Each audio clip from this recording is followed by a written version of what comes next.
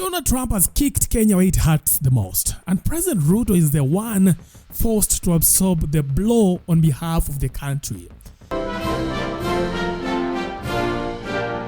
In a statement delivered at Quantico to top US military officials, Trump declared that it is not the responsibility of American forces to protect foreign nations, such as Kenya and Somalia.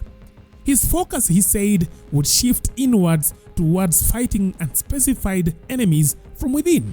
Only in recent decades did politicians somehow come to believe that our job is to police the far reaches of Kenya and Somalia, while America is under invasion from within. We're under invasion from within.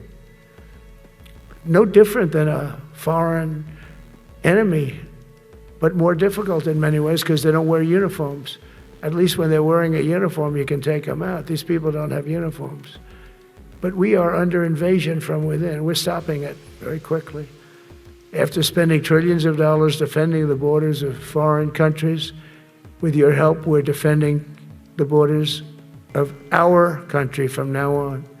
Trump's words may have sounded broad and abstract, but in Nairobi, Kenya, alarm bells went off. Now, Kenyans saw it as a red flag. They interpreted it as a warning of reduced US military support. They saw the risk of being locked out of intelligence feeds, stripped of logistical muscle, and exposed in regional security operations where the US has historically been a major player. It was the clearest signal yet that Trump has no interest in continuing the kind of warm engagement Joe Biden showed Ruto during his tenure.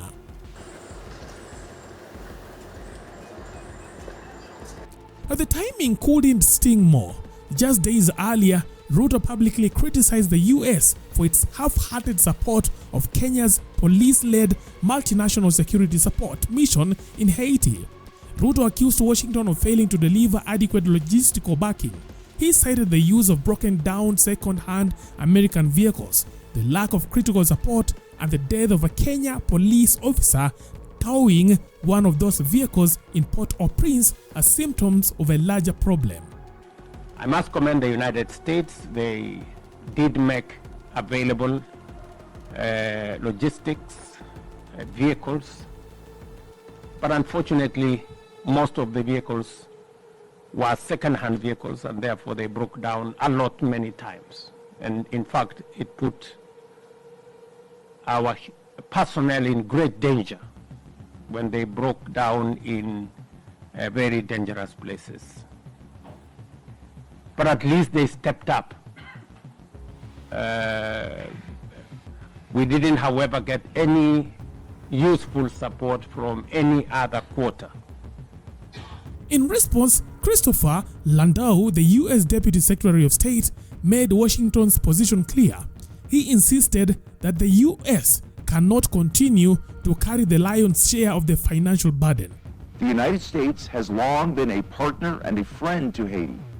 However, we cannot continue to bear the lion's share of the financial burden in addressing the hemisphere's security threat.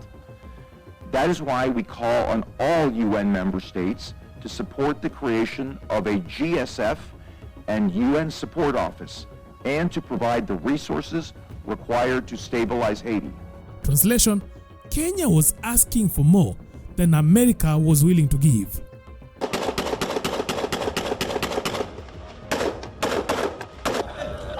Then came the uppercut. The UN Security Council passed a new resolution backed by the US, authorizing the creation of a new militarized force, the Gang Suppression Force GSF. Now, this new outfit, packed with police, soldiers, and civilians, gets a 12-month mandate to tame Haiti's gangland chaos. And the sad news is, Kenya's led officers will no longer be in charge. The Kenya police officers deployed to Haiti will remain on the ground, but their role is being downgraded. For a country that has been a US darling, basking in Biden's 2024 designation as a major non-NATO ally with over $90 million in aid since independence, this feels like a demotion wrapped in a participation trophy. Requested by Haiti, this new force would consist of more than 5,500 personnel, more than 5 times the size of the current MSS mission, and would operate under a mandate authorized by Chapter 7 of the UN Charter.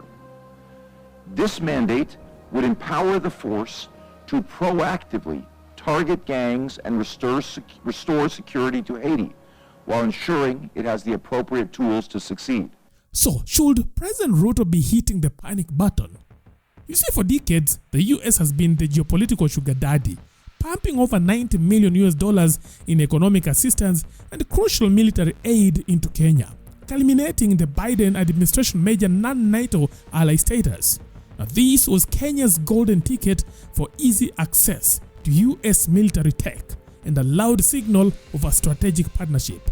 However, Trump's America First shift, which puts US borders and domestic issues first, would choke off funding for key Kenyan security operations. Not only are we rebuilding our great strength, but for the first time in years, my administration is actually using that strength to defend the core and vital interests of America. And very simply, we are putting America first. And I have since I've been elected. I've always put America first. Now, this includes support for KDF's fight against Al-Shabaab and even the US military presence in Kenya.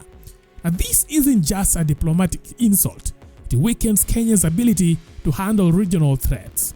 Now, the momentum from Ruto's 2024 state visit with Biden, which promised stronger trade and security ties, is now hitting a wall. If Trump cuts back on US involvement in Africa, Kenya will have to adjust quickly. It can either move closer to US trade interests like AGOA and private investments, or look for new global partners, which could upset Washington, by the way. Neither option is smooth for Ruto.